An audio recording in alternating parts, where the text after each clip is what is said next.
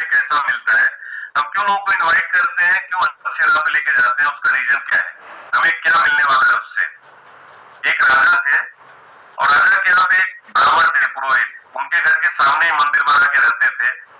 एक समय हुआ कि राजा ने अपने बेटे का शादी किया और शादी करने के बाद जब उनकी बहू घर पे आती है तो राजकुमार जब रात में घर के अंदर आते हैं तो उनको बहुत थकान लगी रहती है और सो जाते हैं।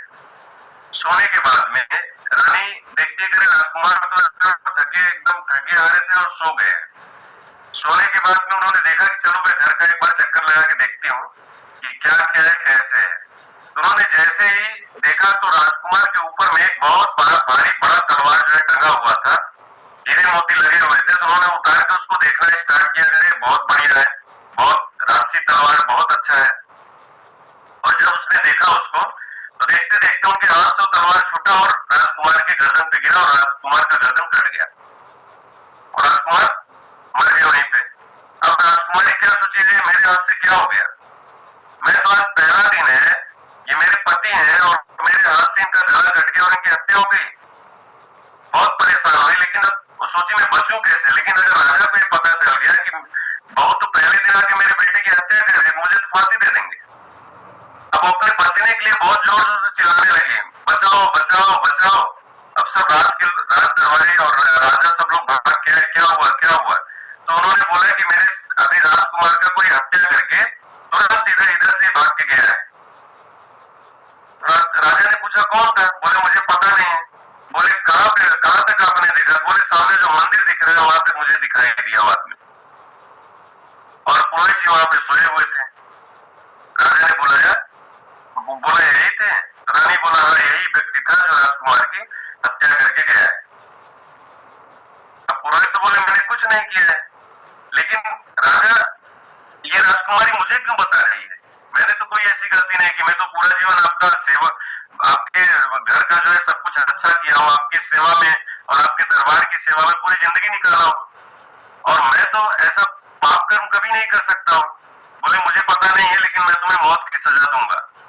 और सदन दरबार में घोषित कर दिए कि आज पुरोहित जी को फांसी की सजा दी जाए। लेकिन जो रानी थी उन्होंने बोला नहीं, ये पुरोहित जी हैं, इनको फांसी की सजा मत दीजिए, जिस हाथ से मेरे बच्चों का इन्होंने मर्डर किया है, कत्ल किया है, गला काटा है, उसी हाथ को काट दीजिए। और राजा ने क्या किया, उस पुरोहित का एक हाथ कटवा दिया और पुरोहित जी बहुत उदास होकर राज्य से बाहर निकले और गए अपने गुरुजी के पास, और उनके गुरुजी अंतर्यामी थे। मैं ये बता रहा हूँ कर्म का फल क्यों मिलता है और कैसे मिलता है, बहुत ध्यान से आप लोग सुनिएगा। तो पुरोहित जी अपने गुरु के पास गए, बहुत अंतर्यामी थे, वो दिव्य दृष्टि से देखते थे क्यों आपके साथ ऐसा हुआ है।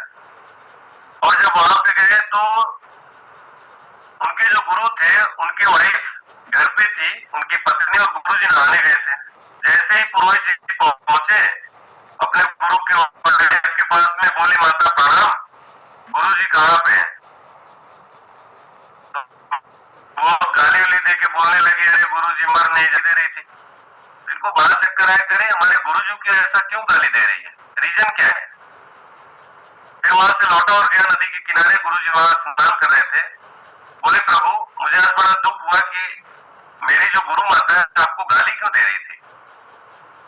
तो गुरु जी ने बताया चलिए छोड़िए वो सब बात, आप बताइए, तब तक देखा उनका हाथ कटा हुआ था।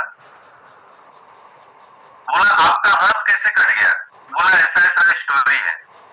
मेरा हाथ क्यों कटा है गुरुजी, आपके ही पास में आया हूँ, आप देखिए मैंने कौन सा ऐसा गलत कर्म किया था जो मुझे ये सजा मिली है। तो उनके गुरुजी वहीं पे नदी के किनारे बैठे और दिव्य दृष्टि से देखते, बोलते इसके पूर्व जन्म में आप साधु थे, सन्यासी थे और एक जंगल में थे, और उसी जंगल से आप गुजर रहे थे।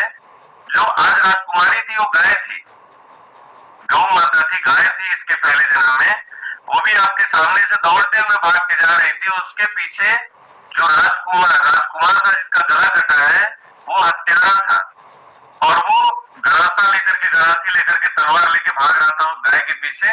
और जैसे ही वो आपके सामने पहुंचा तो आपसे पूछा महाराज कोई गाय जाते हुए देखा है, तो आपने इसी हाथ से इशारा किया था कि इस तरफ वो गाय गई है, और वो गया और उसी गाय को, उस गाय का गर्दन काट दिया उसने, मार दिया, उसको हत्या कर दिया।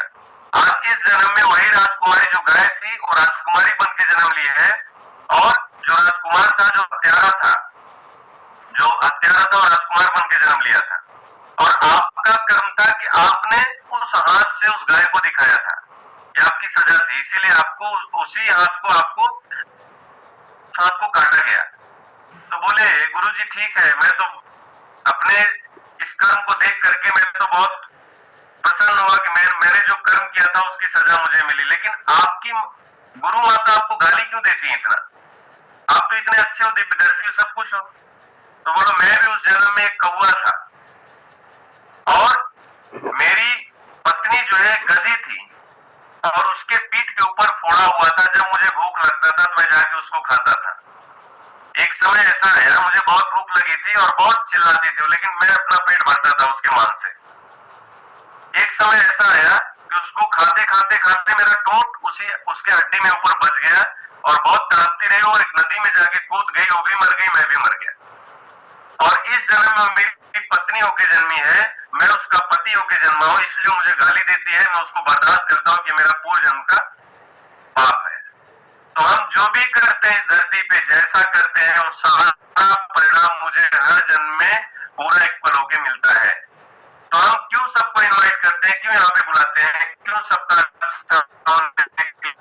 करते हैं कि हम जो करेंगे, आज हम किसी के दुख में खड़ा होकर के किसी को हेल्प करेंगे, मदद करेंगे, तो हो सकता है कि हमको भी किसी संकट में, किसी दुख की घड़ी में कोई आकर के कुछ हेल्प करे, कुछ मैसेज दे, और मुझे भी कोई अच्छी जगह पे ले जाने के लिए प्रयास करे। तो थैंक यू, बहुत अच्छा लगा आप लोगों ने सुना मुझे मुझे